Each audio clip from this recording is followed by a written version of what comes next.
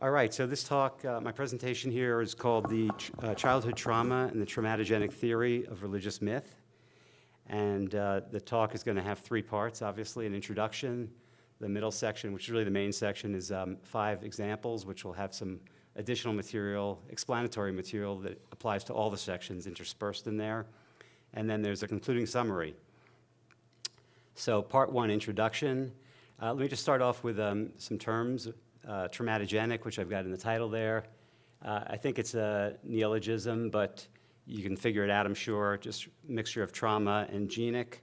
Gen, of course, refers to cause or create, as in gene, genital, generate, Book of Genesis.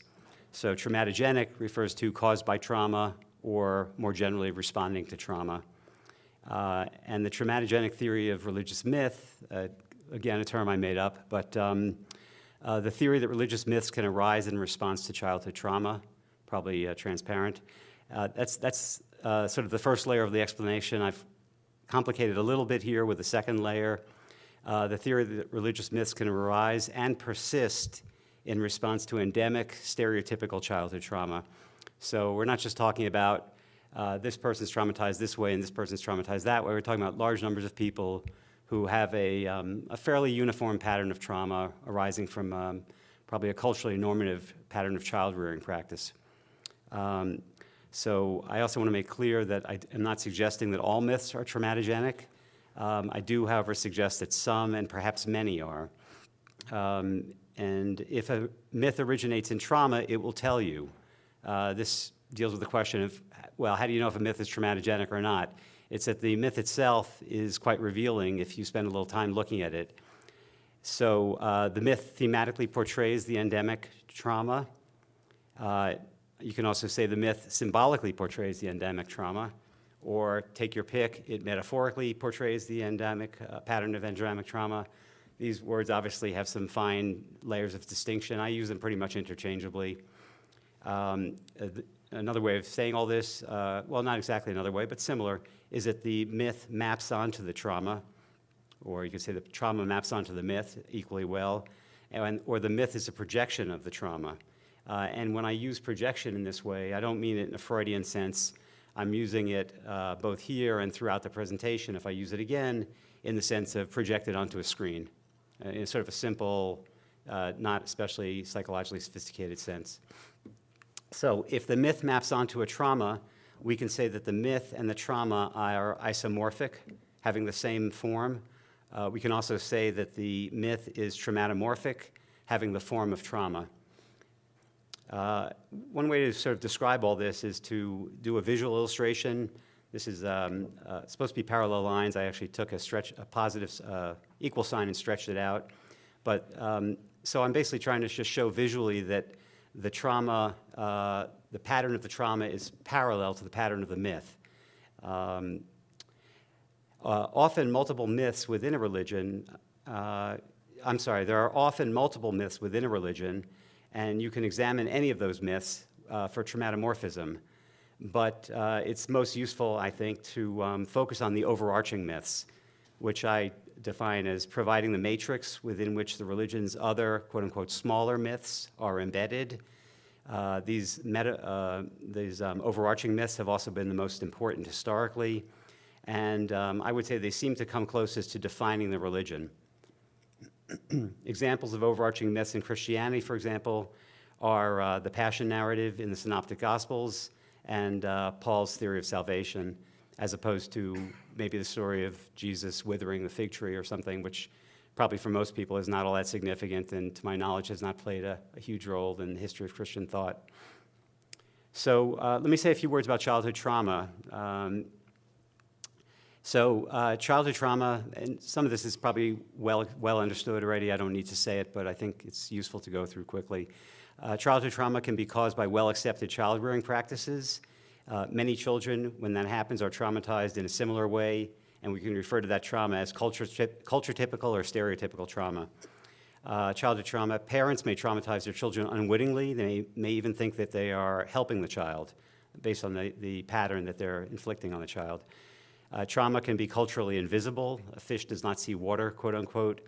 And sometimes the perspective of history is needed to see that a particular way of treating children is psychologically harmful. I also want to just comment briefly on why I use the word trauma as opposed to abuse. Obviously, the words have certain differences anyway, but I focus on the fact that abuse is more susceptible to cultural norms and definitions. Abuse also usually connotes bad intentions on the part of the person who's traumatizing. If you say someone is abusing their child, and it's clear that they actually mean the best for them, it's a sort of discordant use of the word abuse. So I think the trauma does not place blame. It also tends to be sort of more neutral. And then finally, I'm just going to give a very brief working definition of trauma in case anyone's stuck on a complicated definition. I'm going to simply, for the purposes of my talk and pretty much how I do it in my work, is any experience or set of experiences that causes enduring psychological harm. And there's obviously a lot of things that one could dig up and excavate in there and try to figure out, but I think it serves its purpose pretty well. Now, as the final thing for my presentation here, for my introduction, I'm going to do a little sales pitch because I don't think most people are familiar with what I'm doing here. To my knowledge, there's no one else really doing it. So I want to just say a few words that might lead people to have maybe be a little more open to the whole thing. So part one of the sales pitch is that the thesis is theoretically open. And by that I mean that it's non-exclusive, it's compatible with other theories, and it lends itself to synergizing with other theories, in fact. It's compatible with views of religion as beneficial, views of religion as harmful, views of religion as adaptive, as a byproduct. Whatever you say, it's probably going to fit okay. I mean, maybe someone can suggest something that it won't fit with conceivably. The thesis does not require the acceptance of any particular psychological, sociological, biological, or economic theory. But it's not a totally fluff thesis. It's got a lot of meat to it. And I would put this under the category of unique contributions.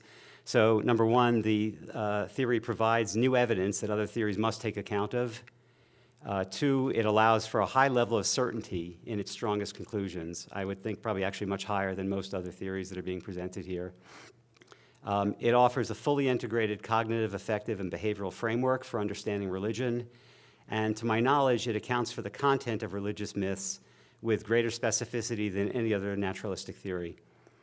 Okay, so let's get into the substance of the talk. Part two, examples. I'm going to be discussing 5 examples, which I'll list here. I won't read them, but the names will come up as we go. And these different examples will have different levels of evidential and logical support for them. I'm not necessarily going to flag the level of support as I go, but it'll probably be obvious to you. So example 1, ancient myths about abandoned children. Many myths in the ancient world pertain to figures who were abandoned as children. I'm just going to read you a quote from John Boswell's book on Kindness of Strangers. Oedipus was found by a shepherd and reared by a childless king. The mythical founder of the Ionians, Ion, was abandoned. Cyrus, the founder of the Persian Empire, had been abandoned and brought up by a herdsman and his wife, according to Herodotus, as had Paris, who began the Trojan War, which ultimately led to the founding of the dynasty overthrown by the abandoned twins Romulus and Remus. Telephus, the king of Mysia in Greece, and Habas, the ruler of the Quentes in Spain, had both been exposed as children, according to tradition. Jupiter himself had been abandoned as a child, as his twin sons Zephyrus and Amphion were exposed, as was Poseidon, Asclepius, Hephaestus, Attis, and the goddess Cybele. So this gives you a sense of just how widespread these myths of abandoned children were. Now, why did these myths become popular? You could even say, why did they emerge in the first place? Why did they become popular? The myths reflected a pervasive social reality, which I'll demonstrate in a moment. They arose in response to this reality, and they entered the cultural mainstream because they made sense, quote unquote, in terms of actual lived experience. So to give you a sense of this, I'm just going to focus on the Roman Empire for a second. So a few quotes here and examples. Tacitus considered the Jews eccentric because they raised all the children they gave birth to. Serenus gives guidelines for recognizing the newborn that is worth rearing, as if rearing were the exception. Hierocles wrote that the majority of people do not rear most of their children. As far as secondary sources and what people have thought of all this, Boswell, who's probably considered the best on this, although he has some limitations, concluded that 20 to 40% of all infants born in Rome during the first 3 centuries of the Roman Empire were abandoned. First 3 centuries CE, sorry.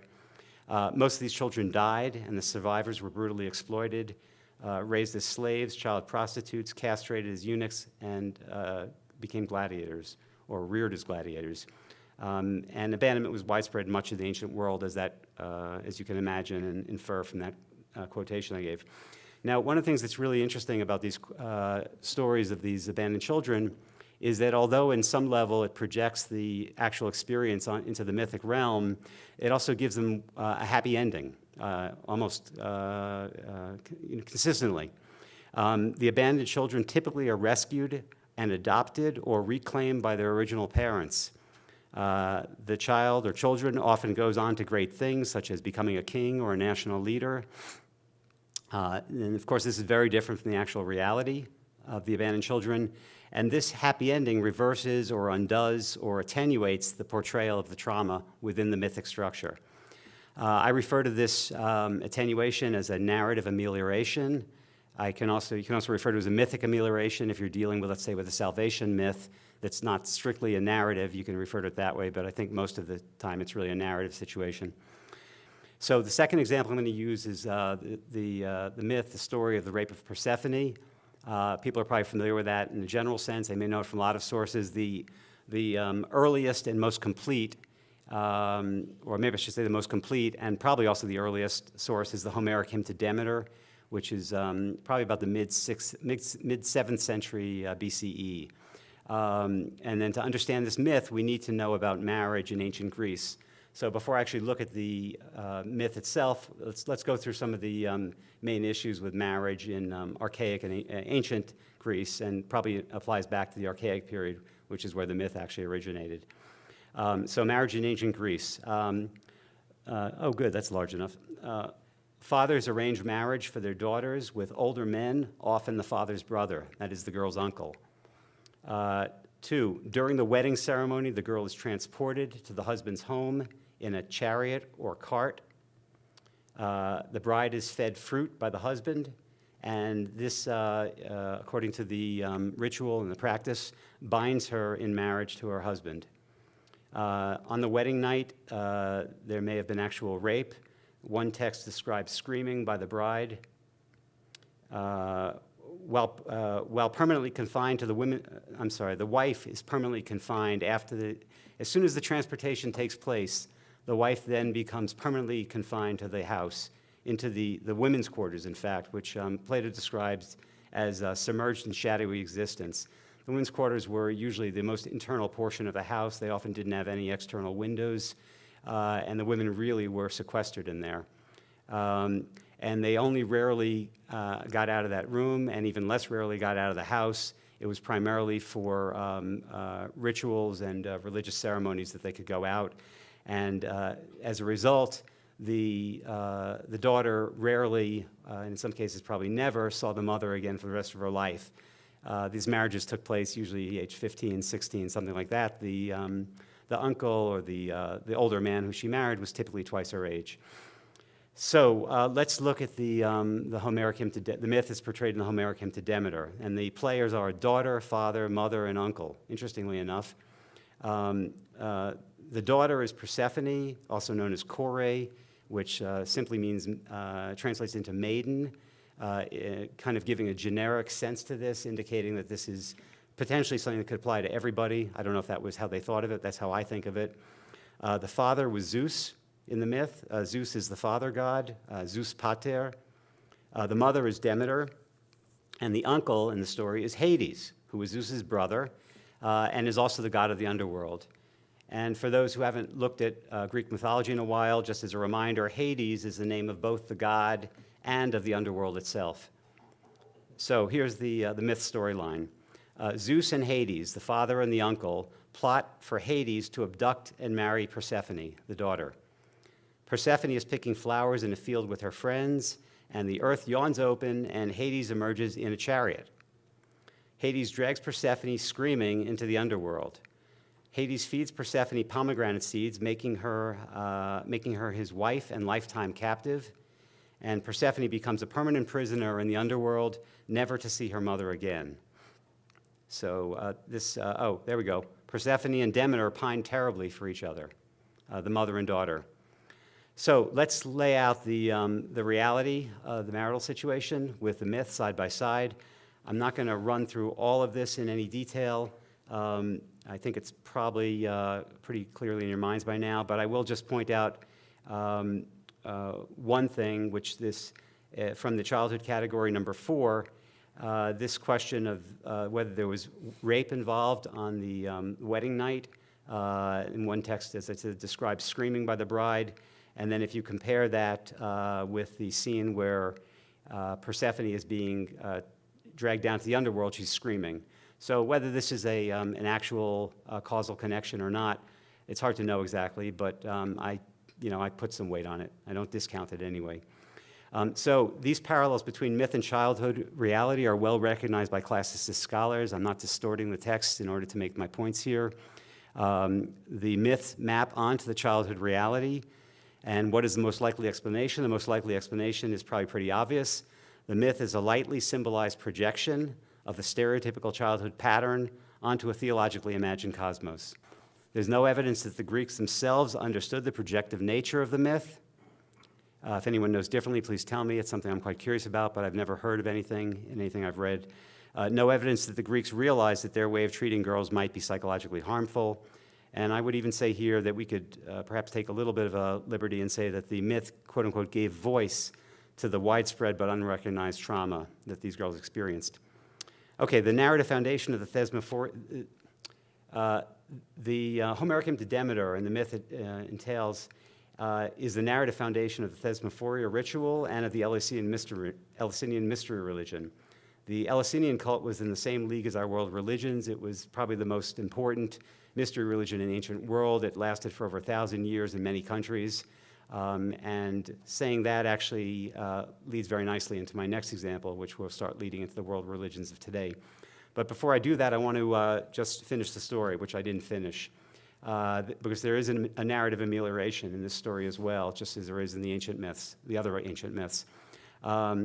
Because in this myth, what actually happens is Demeter withholds the harvest, and she thereby forces Zeus to change the terms of Persephone's incarceration in Hades. And depending on the actual rendering of the myth, the amount of time that she actually spent in Hades versus how much time she could spend visiting her parents is variable. But the bottom line is that she spends part of each year with her parents up in the upworld and the rest of it down with Hades. Now, of course, in reality, the mothers in ancient Greek society had no such power to change the terms of their daughter's marriage/incarceration in the new husband's home. The daughter's transfer to the husband's home was permanent and complete.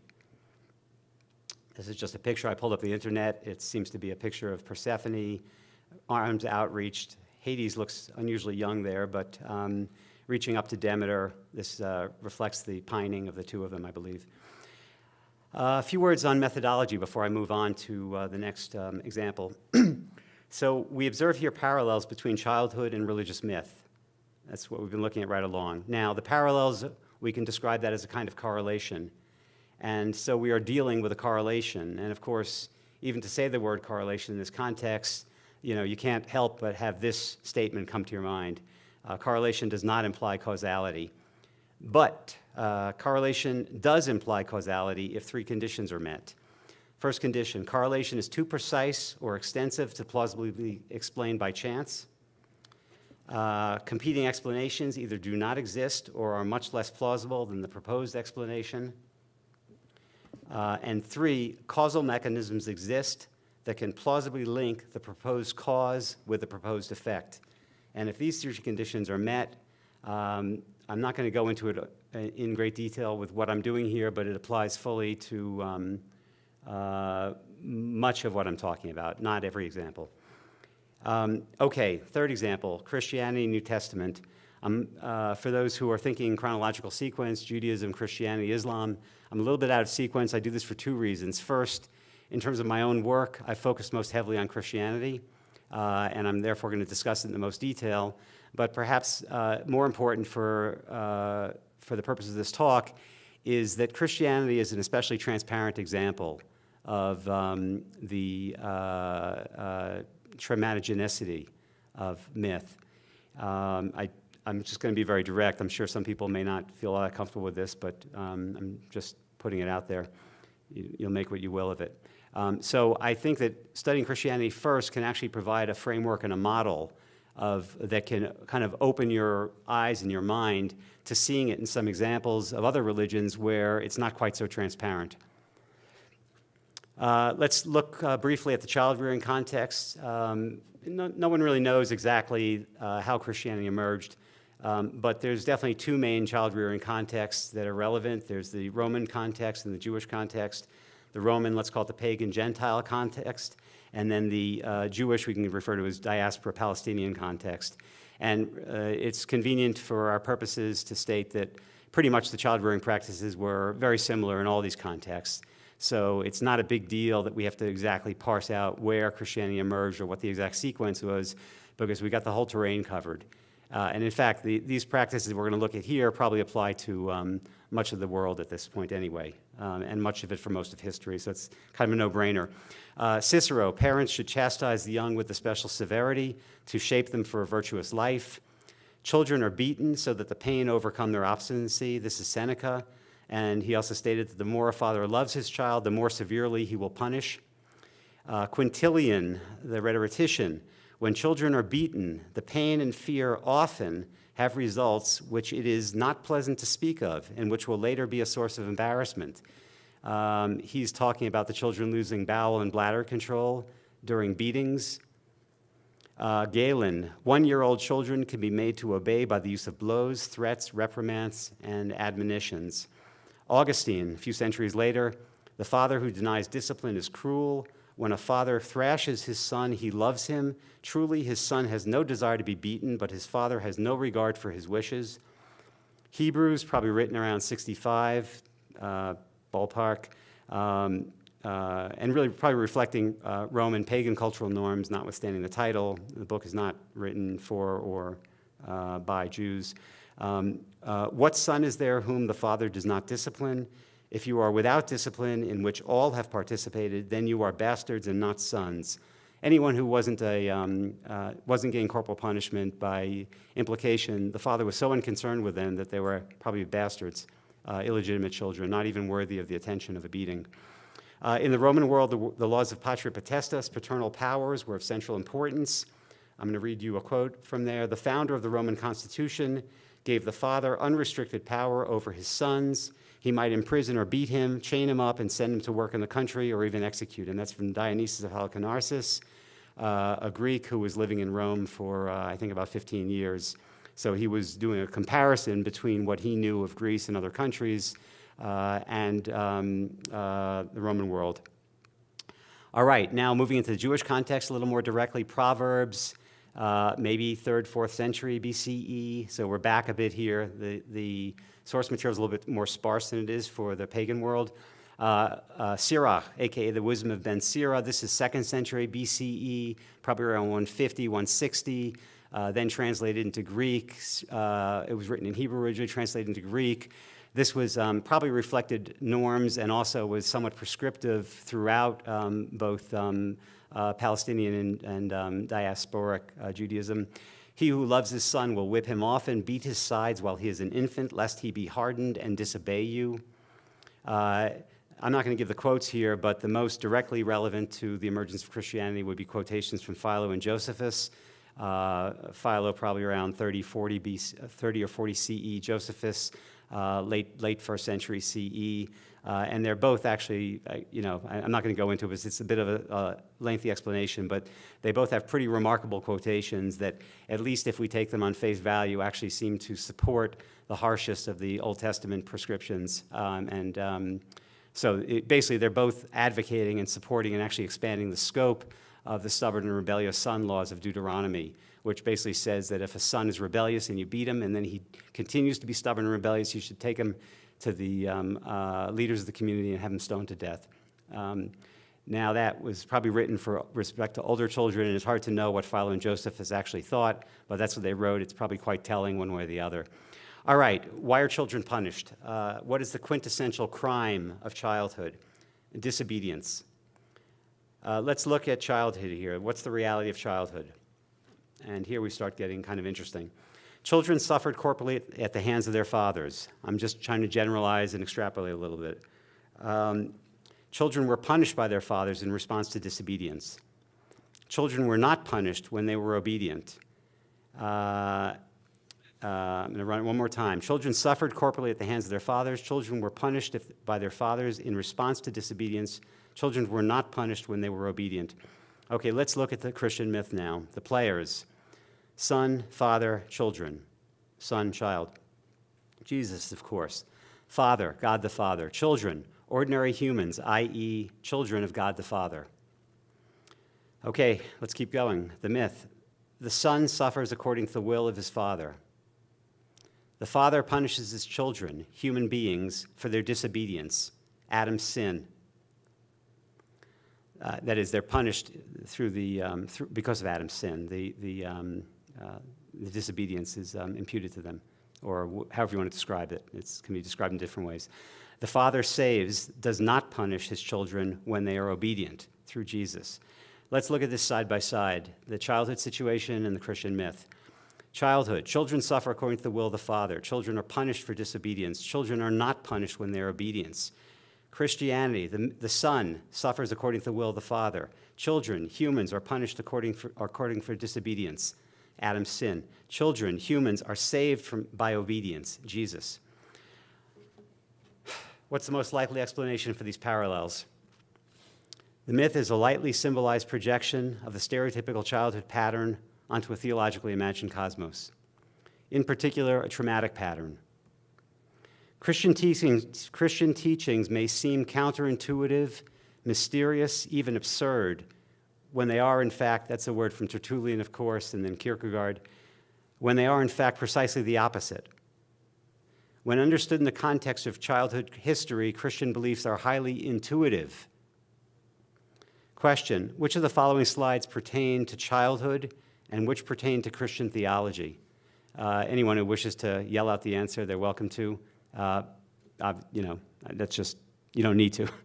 I'm just going to run through the slides. I'm not going to say anything. You just think it through yourself. Which pertains to childhood, which pertains to Christianity?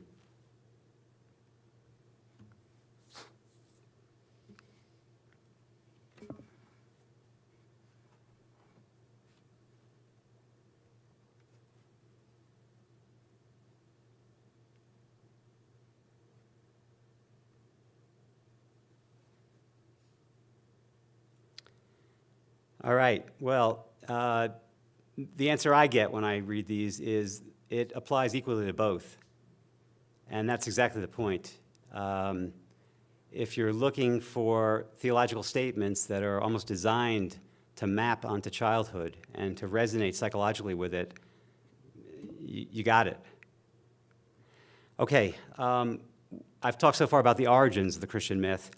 Let's consider the question of belief in Christian myth. Is there something within the myth that could precipitate or engender belief or promote belief, render the myths believable, cognitively meaningful, effective, engaging? I'm going to read you a quote from 1 Thessalonians. This is the first of Paul's letters, probably written in 49 or 50 CE. It's the first surviving Christian manuscript we have. It reflects as close as we can get. There are probably earlier texts that were lost, but this is telling us what the situation was at the emergence of Christianity as close as we can get to it. The Gospels, as you know, probably were written anywhere between 20 and 40 years later. So this is the beginning as far as we can get to it. The Thessalonians turned from idols to God and waited for Jesus to deliver us from the wrath to come. That is, these Thessalonians, Roman pagans, were already anticipating wrath from a paternal father. Or let's say that they readily found that story very believable to the point that they found it so believable that they were ready to convert based on it. Augustine, 4 centuries later, from his book on catechizing the uninstructed. Very rarely, no, never, does it happen that someone comes to us with a wish to be Christian who has not been struck by some fear of God. Implied God the Father, but they're not afraid of Jesus. This is a quote from Susanna Wesley, the mother of John and Charles Wesley, the founders of Methodism. This is from the 18th century. This is a really amazing quotation. I'll read the whole thing. I insist on conquering the will of children because this is the only strong and rational foundation for a religious education, without which both precept and example will be ineffectual. This is still more evident if we consider that religion is nothing else than the doing the will of God and not our own. Probably clear, but the basic point is that Susanna Wesley felt that if someone was not physically punished, they would have found Christianity unbelievable. By the way, when Wesley speaks about religion, I believe that this applies to some degree to other religions as well. But when Wesley spoke about religion, she didn't know anything about Judaism. She didn't know about Islam, for sure. Religion at that time and place meant Christianity. Okay, how can childhood trauma shape a religious myth, religious tradition? Psychological mechanisms, just very quickly. Normal symbolic capacity as evidenced in dreams and figures of speech. Early childhood memory. If the child has no I, where do memories go? Emotional transference, experiencing emotions across thematically related contexts. Traumatic dissociation disrupts the bond between memory and original event. How could these psychological mechanisms play out historically to create religious texts, religious experiences, myths, and texts? I call these processes of religious formation, oral tradition, especially in the Gospels, revelation experiences, especially in Paul, and creative literary fabrication, especially in the Gospels. Nobody knows the actual balance among these different factors, but all of them can readily translate childhood experiences into mythic stories and teachings. I don't have enough time to run through the details, but I suspect that most people probably see that pretty clearly already. What's the narrative amelioration that occurs in Christianity? The undoing of the trauma. Jesus was resurrected and then ascended. The horrors of the crucifixion was ameliorated. No such undoing of trauma occurred for ordinary children. Their quote-unquote passion was unrelieved. Through the belief in ontological merger, participating in the body and life of Christ, Christian believers can insert themselves directly into the narrative amelioration. They rise and are ascending with Christ, sitting to the right hand of the Father and enjoying his love, non-punitive love. Okay, we've got a two-step sequence going on here. Crucifixion, the stereotypical trauma is projected and mapped onto the blank screen of the universe. Resurrection, ascension, the projected trauma is mythically undone via narrative amelioration. What are the psychological features of this two-step process? My speculation follows. Before the narrative amelioration, engaging with the myth leads the believer to re-experience emotions associated with the childhood trauma. With the narrative amelioration, the believer can emotionally participate in an outcome that was longed for but never actually occurred in childhood. The happy ending provides a psychological palliative for the believer reared with trauma. The narrative amelioration functions as a mythic balm or a psychological distraction from a real trauma. Whether the mythic amelioration can bring about any actual psychological healing from the trauma is a question I do not have time to address in this talk, but I would like to talk about it. But, okay. This description helps us make sense of the great sadness that believers may experience when contemplating the crucifixion or participating in the Stations of the Cross. Likewise, it helps us make sense of the tremendous joy that Christians may experience on Easter, which is the holiday that directly pertains to the narrative amelioration. All right, moving on to Judaism and Islam here. Judaism and Islam, like Christianity, both Islam and Judaism emerged from highly patriarchal cultures where corporal punishment was the norm. In these cultures, children were punished for disobedience and not punished when they were obedient. Children were, quote unquote, saved from punishment by obedience. This image here applies to both, to all the monotheistic religions, as does this one. Islam and Judaism, more specifically now. Muslims and Jews seek obedience of God's will. Muslims and Jews seek obedience to God's will primarily through specific actions. The Quran and Torah and their associated legal traditions are intended as practical guides for avoiding God's punishment and retaining God's love. In contrast, Christianity seeks obedience primarily not by their action. Christians seek obedience not primarily by their actions, but metaphysically through belief in and spiritual or ontological union with Jesus. But in all cases, Muslim, Jew, Christian, the objective is the same: to avoid God's punishment and win God's love through obedience. Just looking briefly at Islam, the first surah, first chapter of the Quran, keep us on the right path, the path of those upon whom thou hast bestowed favors, not the path of those upon whom thy wrath is brought down. So that is the central theme of the Quran's first surah, and it thematically frames the entire Quran. So historically, I would suggest that Judaism emerged as an early expression of the childhood pattern of salvation or redemption, as Jews would be more inclined to call it, salvation through obedience.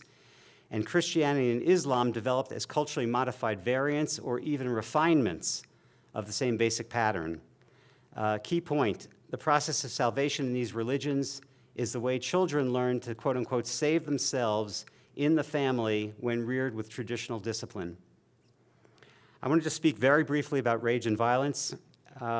These ideas can help explain the rage and violence that sometimes has been associated with religious belief. Here is how I understand the process. If the core themes of a religion map onto childhood, then intense childhood emotions could easily be displaced onto the arena of religion. Emotions and actions attributed to religious conviction might actually be unwitting reactions to long past childhood circumstances. For example, corporal punishment may evoke in the child intense anger, yet the child cannot express this anger because doing so would intensify the punishment. Because children cannot effectively conceal their emotions, they can't dissimulate the emotions, they don't have the sophistication to do it, they are forced to lose conscious awareness of their anger. The anger becomes unchained from the original event and thus tends to get displaced onto other thematically related situations. That's how I understand the sometimes argued for association between religious belief and violence or anger or rage. Moving on to the final part of the talk, karmic religions, Hinduism, Buddhism, Jainism. In their karmic beliefs, which form the foundational core of these religions, one can observe remarkable parallels with childhood. But in contrast to the monotheistic religions, where the parallels are more or less transparent, the parallels here are concealed beneath a highly abstracted surface and thus require thoughtful excavation. I'm going to look just here. This is from a researcher, anthropologist from 1981, looking at traditional culture in India. I've not done detailed research on whether there are any ancient texts that talk about patterns, but just extrapolating back in time, this probably tells us something about actual traditional child rearing in ancient India. Young girls must be obedient. Sons must be not only obedient, but emotionally dependent. Indulgence during infancy may be followed by early childhood threats of punishment and destruction. This early conditioning may be followed later in later childhood by rather severe physical punishment. Neglect that results in death and severe child-rearing practices may occur with some frequency among peasant groups in India. Pfaffenberger, 1981. There is a concept of hell in these religions.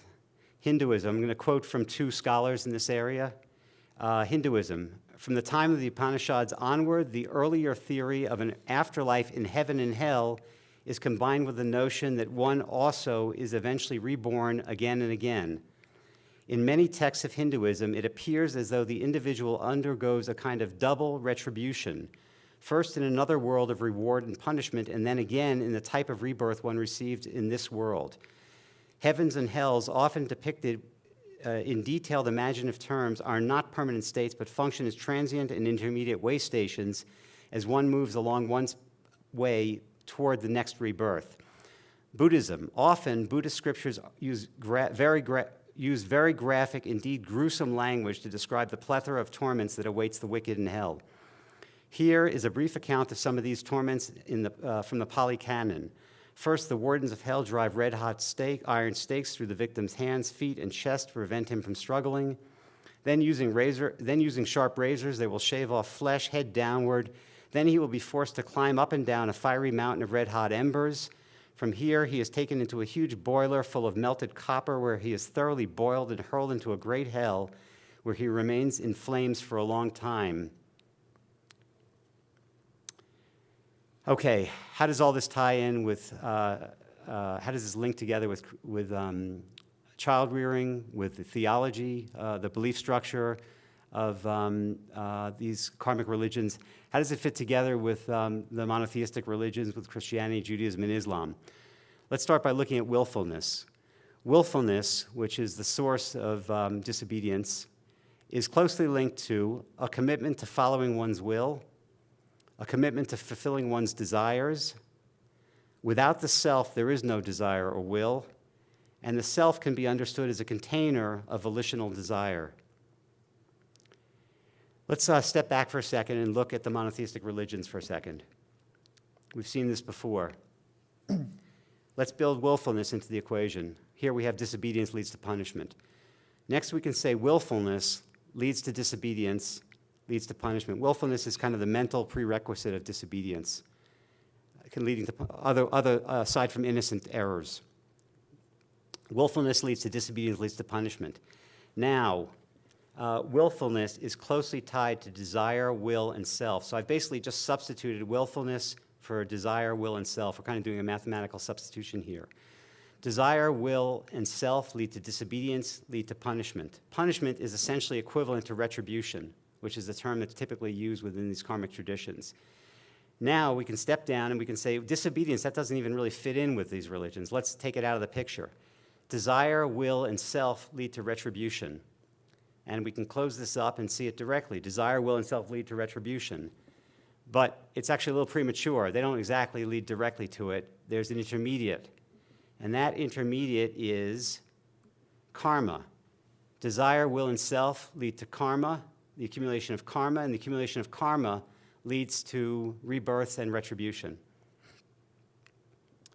Karma accumulates in response to will, desire, volitional action, and concept of self. Karma drives the cycle of rebirths, leading to double retribution. Karma is a metaphysic of retribution for willful desire. Once you say it that way, things start to fall into place. Karma is a metaphysic of retribution for willful desire. Karma mediates the causal connection between willful desire and pain. Karma serves the same role that is provided by a punitive divine judge in the monotheistic religions. Okay, final comparison. Christianity, dying to the self. A means of salvation and often considered an objective in itself. Death of the self that is associated with Adam, death of the etymological self, I call it, the self that is associated with desire and will. Buddhism, nirvana, an extinguishing of desires and will, and of the self from which they arise. These two terms, as I understand them, serve identical functions, almost identical functions within the two traditions, East and West. Is it really plausible that all these similarities and overlaps between monotheistic and karmic systems are due to chance? It seems much more likely that the karmic and monotheistic systems actually represent mythically differentiated representations of a fundamentally similar childhood reality. All right, summary overview. Sorry, boy. 1, when large numbers of children in a culture are traumatized in a similar way, religious myths that portray the trauma can develop and become popular. 2, these portrayals are, take your pick, thematic, symbolic, or metaphorical in nature. 3, this process can be termed traumatogenesis, and the myths that emerge can be described as traumatomorphic. Alternatively, the myths can be described as isomorphic with the pattern of trauma. Institutional structures can emerge based on these myths. These structures make it convenient for adherents to engage cognitively, emotionally, and behaviorally with the mythic portrayal of the trauma. 5, at least sometimes, the traumatic portrayals in the myths undergo a directional modification that attenuates, reverses, or completely undoes the portrayal of the trauma. This process can be termed narrative amelioration. All right, that's it. Thank you very much.